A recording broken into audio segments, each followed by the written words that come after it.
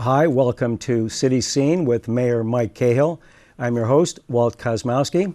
And Mike, welcome to the studio. Good to see you, Walt. Good to see you, Mike. And Mike has brought some special guests with him today. And we have right next on Mike's right another Mike, Mike Collins, who is the Commissioner of Public Services and Engineering for the City of Beverly. And on his right is Tom Knowlton, and Tom is the Executive Director of the Salem-Beverly Water Supply Board. Did I get that right, Tom? That's correct. Okay, a long title, but here we go. What we're going to talk about today is water. And we're going to talk about Beverly's water and where does it come from, and what do we do to treat the water, what do we do before and after we use the water. So I'm going to throw this question open to all three of you there. When I'm in my kitchen and I turn on the tap and water comes out of my tap, so explain, where does that water come from and how does it get to my sink? Why don't I start and then I'll get out of the way. We've been talking about this and we feel it's a timely conversation to have because there's been some concern regionally about drought conditions in Massachusetts, particularly Northeast Massachusetts. We're incredibly fortunate that some thoughtful people over 100 years ago and well earlier than that made accommodations for Beverly and Salem to have a water supply that is not reliant upon seasonal flow, and in fact is water that we take from the Ipswich River during the winter and spring months when the river runs high and that water is just flowing out into Ipswich Bay, into the ocean. We take our water at those times, store it in the Putnamville Reservoir in Danvers, which the Water Board owns, in Wenham Lake, which the Water Board owns, and then we have also a backup reservoir, Longham Reservoir.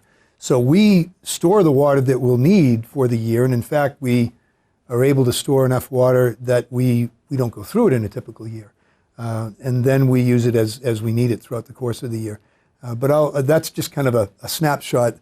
I thought it'd be great to have these gentlemen here because they have a lot of the history and a lot of the engineering behind our resource. Very good. So maybe, Tom, do you want to No, I can give you a little bit of the history of the system if you'd like.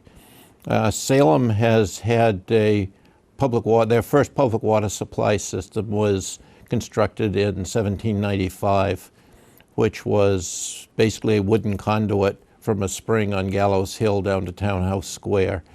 And it was installed by the tavern owner in Townhouse Square, who thought if the horses could drink out front, he could do better for their masters. And Salem had several private water systems that served them up through the Civil War. And they apparently made some money, but they provided very poor service because Salem is, as you know, it's either ledge or blue clay, and there's not a real source of water in Salem. So Salem was growing after the Civil War, and they needed more water for the industries and also for firefighting because they would have a number of fires and wouldn't be able to deal with that. So right after the Civil War in 1865, Salem petitioned the legislature for authority to use Wenham Lake as a source of supply. And in 1869, they built a pumping station on Wenham Lake and then laid a water main through Beverly down Rantoul Street, actually created Rantoul Street, I think. Mike could speak to that, but to get water from Wenham Lake over to Salem. And then they had their water celebration. They turned on 3 or 4 hydrants and were very pleased that water came out. So that was the beginning of the system. Beverly, downtown Beverly, was supplied by Salem at that time for the businesses along Rantoul Street. By later in the century, by 1887, Beverly wanted its own water supply. So they built a pumping station as well on Wenham Lake, and these were steam stations to supply their system. And very soon after that, with the two cities, with Beverly at the late 1800s was starting to grow quite fast. And the 2 pumping stations exceeded the supply. So in 1895, they the two cities working jointly built a dam across Longham Brook to take water from what is basically the headwaters of the Miles River and bring it down to Wenham Lake for storage. But that only gave them a temporary reprieve, and by 1900, again, they were looking at water shortages in the cities. And, excuse me, but in a rare fit of cooperation between New England cities, they decided that instead of fighting over a water supply, they would ask the legislature to create a body that could develop a joint supply for the two cities. This went through the legislature, and they hired what was in the early 1900s the best environmental sanitary engineer in the country, Alan Hazen, who wrote legislation for the board and gave them an idea of where they should start to develop a supply. And I found last night a quote from the 1913 from the first work of the Water Supply Board, when they're talking about what they are trying to do. And they had been talking here about the shortage of supply. And then they go on to say, this situation, which cannot be left as it is without this is a situation, the shortage of water, cannot be left as it is without grave danger to both cities, their industries and inhabitants. Within a few years more, water will be pumped out of the lake. More water will be pumped out of the lake than can be collected in the average rainfall. And sooner or later, a period of drought will occur, which may make it impossible to deliver any wholesome water to the consumers at all. And then they go on to say some communities, confronted by a similar situation, have delayed the procurement of additional supplies until the shortage actually occurs.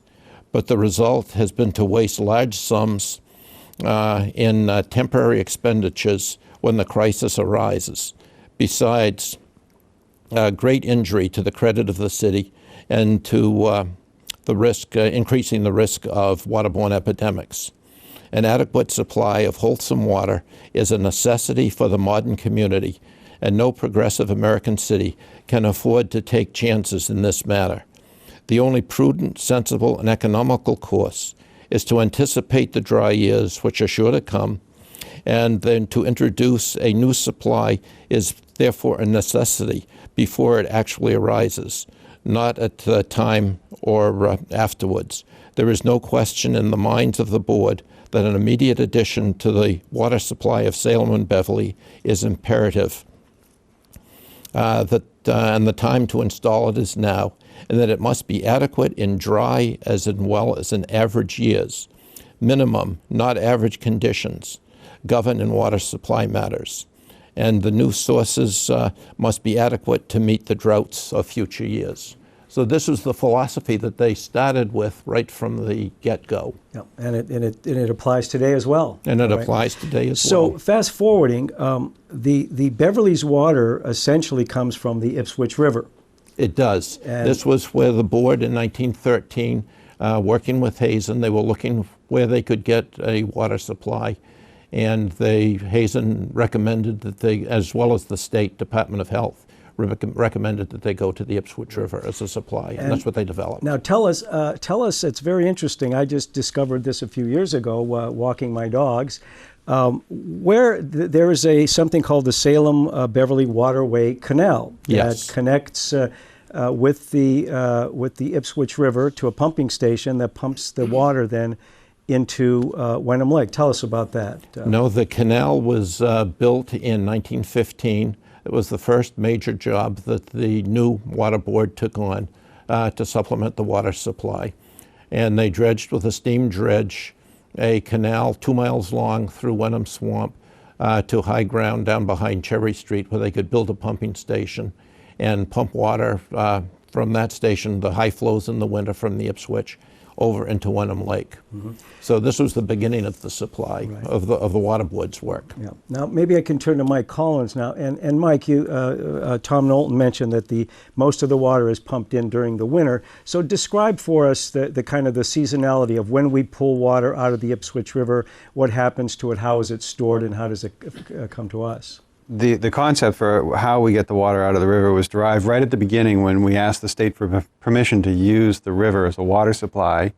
There was a recognition by us, by the board, and by the state that the river is an inadequate supply of water in the summertime. It was pretty heavily polluted at the time in the summer because there was a lot of sewage going into the river. And even back then, we were the first to use it as a water supply. But even back then, the river would tend to dry up or the flow would get so low it was not a suitable source of water in the summer. So the permits we were issued by the state, in fact, don't allow us to take water out, never have allowed us to take water out in the summer because they didn't want us to build a system that relied on a resource that wasn't there. So as it is now and as it has always been, we take water out just in the winter months, and then only when there's enough water in the river as measured at the various gauging stations, so that we are truly what we call flood skimming. We're just taking the excess water, which would be going to the ocean anyway, and that water is pumped in. Now the way we work it is we pump that water to Putnamville Reservoir, and it's a brilliant system for a lot of reasons. The fact that we're taking water, which is at the time when the river can most afford it, when the flows are extremely high. And we're leaving a base flow in the river so that any possible natural uses are met, and we're just skimming off the top, filling up our reservoirs. The water that we take out of the river is very, very high in organics, like it would be, because it's basically coming out of a swamp. And that water can be difficult for us to treat, so the board's engineers devised a system where we can put it into Putnamville. We can store quite a bit of water, about 2.5 billion gallons in Putnamville. Yeah, 2.3 billion 2.3 billion gallons in Putnamville. And we don't use that water for at least 6 months or so. And all that time, the sun actually bleaches the color out of the water. So we're getting free treatment from it, which as an engineer, you really can't do better than that. So we're taking the water only out of the river at the highest flows and only in the winter months. So that when the summertime comes around, all of our reservoirs are full. And we're just relying on our stored water for the two communities' water use throughout the rest of the year. Now, I'm going to ask you to describe the water treatment facility and water treatment, but I have an image that I'd like our cameraman to hone in on, and I'd like to kind of, so our viewers can orient themselves to what we're talking about here. So there we go. So this is I-95 going up north. And this is 128, and the city of Beverly is down here. You can see the airport here, and the Wenham Lake is right here. So Route 1A kind of does this. 22 is here, and 97 comes up this way. So the ocean would be right down below us here, and on this side, this is the Putnam Reservoir. And I have indicated here up on top, this is actually the Ipswich River, and the actual canal, the waterway, comes down there, and it's 2 miles long. Did I hear 2 miles long. 2 miles, and it ends just at a little pumping station just off of Cherry Street. This is Cherry Street here, and then it's pumped into either Wenham Lake or Putnamville point. So that you can, from this map, you can kind of orient yourself. The viewers can orient themselves as to what we're talking about. So let's take it from there then. So the water is in Putnam Reservoir. It's in Wenham Lake, and we have a water treatment plant there. What happens at the water treatment plant? The water treatment plant was first laid out by Hazen in 1913. It wasn't constructed until 1935, but it is what's called a full conventional water treatment plant. We take water in from Wenham Lake, and it's treated with a coagulant. We use aluminum sulfate, which reacts with the water and forms an aluminum hydroxide precipitate.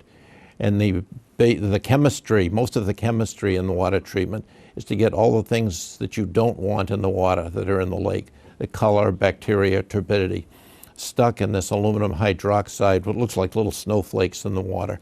We settle as much of that out as we can, between 70 and 90% of it, depending on the time of year.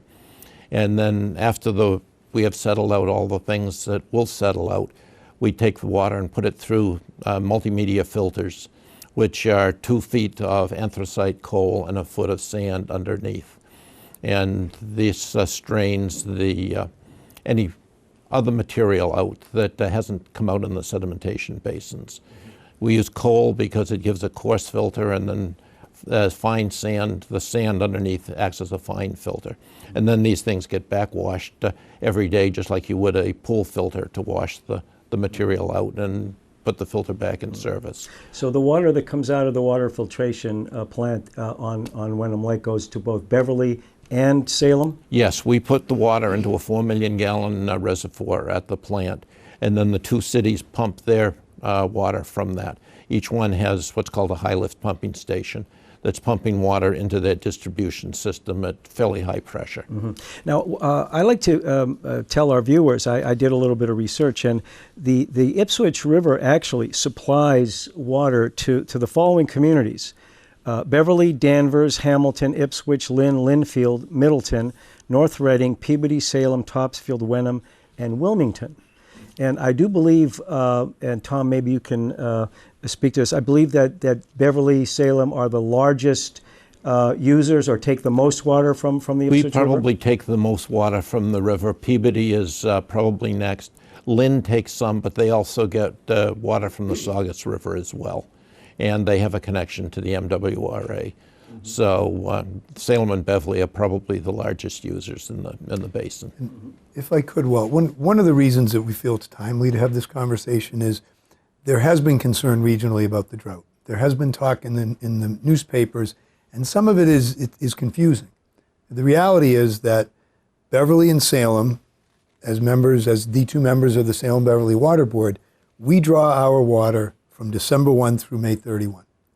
We draw our water only when there's a threshold met on any given day of so many million gallons of flow in that day. Right. So we're drawing water, as Mike and Tom have both said, on days and at times of the year when it's water that's going out to sea anyway. What's going on now is we've been in this drought situation for several months, and the communities that directly draw from the river through wells during really year round, that's the real problem right now. It's so dry, they're not able to draw what they need, and what they're drawing is impacting. So there's a real concern, and everybody's got water bans, and everybody's conserving, and necessarily so in those other communities. We are in a much better situation because of the nature of our supply and our reserves. We do as well, though, are looking to conserve just because we want to be thoughtful and forward-thinking in a continued manner if there's a real, extended nature to this drought. And I know, again, Tom and Mike have some information on, what our supply is really meant to withstand. And also, maybe if you guys can talk a bit about that, and I know you're going to want to talk about some conservation measures before we're out of time. We are, yeah. I know that I was going to ask the question, and you answered it very well, Mike, that the reason that if we go a few miles outside of Beverly and we go to these other surrounding communities, they've got water bans, but because of what we just discussed, the fact that we take the water during the winter when there's plenty and store it, then Beverly hasn't been faced with that kind of thing. Now if you look at a longer range scenario, with global warming and things changing like that, people are going to wonder, okay, we have a drought year this year, but we're still good. What about our children and our children's children? Can we expect that the Ipswich River in the system and the process we're using now to be available, dependable, inexhaustible supply water for our children's children, or what could happen? What might we do differently in 30 or 40 years? Some of this is going to depend on what Mother Nature does, because it's hard to look too far into the future. But the Ipswich River has above us, and they have about 100 square miles of watershed area. So we can calculate how much water is available from on that amount of land, because all of that drains down through the river. If we were looking at global warming, some of the scenarios that I have seen for looking out maybe 20 or 30 years would be looking at probably wetter winters and drier summers. So this would speak well to what we're trying to plan. Yeah. Yeah. Now let's talk. The mayor mentioned, even though we seem to be sitting in the catbird seat as far as in Beverly as our availability, what can people do on a day-to-day basis to help conserve water? Any suggestions? What does the water department say about that? Ideally, you're looking at a water supply for servicing the community, for water for people to drink, for sanitation, and for firefighting. The place that we use a lot of water in the summer, which is not really essential, would be to water lawns. And we would speak to the issue that of people, if they're going to conserve water, the easiest place to conserve it is just not use as much water watering lawns, or don't use any water. The lawns will come back. Mm-hmm. And this is a good way to conserve water. Yeah. Mike, let me ask you, do you remember a time that Beverly has had to curtail water usage for its residents in the recent past? No, I mean, because of the robustness of the supply, and it can withstand any given year's temporary situation. You know, we have a supply that will span more than 1 year. We haven't had to restrict water usage. It's interesting because of the nature of our supply, and when we do get our water, the rest of the water suppliers in the region spend their times literally sweating it out in the summer, worrying about supply, where on our end, we're much more concerned about what's happening in the winter. That's when we have the deep conversations about water supply, because we need that precipitation to happen in the fall and the winter and the early spring so that we can refill our reservoirs and survive what we know are the driest months of the year. And when the most evapotranspiration happens, that means when the trees are using the most amount of water. Because that's one little tidbit that we talk about amongst ourselves, that of all the rainfall that falls in the watershed in a given year, roughly 42 inches for this area that's historically been, 10% of that water volume ends up going to water suppliers. So 90% of the water that falls as rainfall within the Ipswich River watershed is either goes to the ocean, or is used by plants and trees, or is soaking into the groundwater to recharge it. So we as water suppliers are a very small portion, less than 10% of the total usage of all of the rainfall in the Ipswich River watershed. So that makes it difficult when we're trying to be looked at as the only way to fix flow in the river. That's just not going to happen. Anyway, it's important for us it is important for us now to look right now and say it's been a very dry summer, and the climate is different than it was in certain ways, and climate change, by whatever means, is a certainty of life. So we need to be careful, and as Tom said, the quickest and most effective way is to don't use any water at all watering your lawn. Just let it go brown in the summer. It comes back, it's green in the spring and the fall, and brown lawn's kind of a fact of life in the summer. We know right outside the school here it's brown. There are varieties of grass that tolerate it much better. We have some tips on our website, on the beverlyma.gov website, on what types of grass you could plant, and some other water conservation tips.